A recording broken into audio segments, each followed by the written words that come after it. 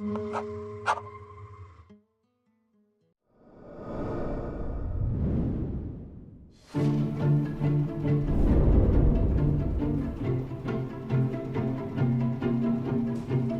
זה באמת שבמשפחה אחת יש שני אנשים שעוסקים בתחום שהוא כל כך צר?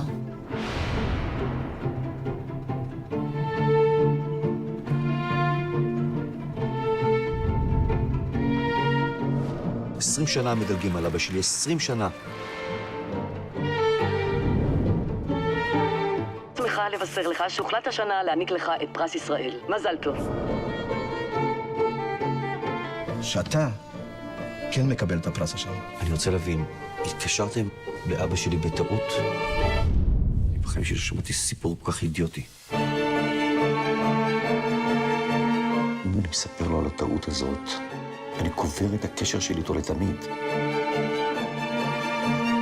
אולי תרצה להגיד כמה דברים לכבוד הזכייה של אביך? אין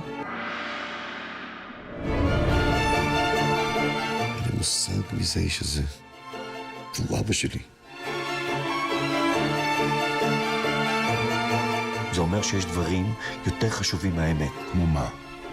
משפחה?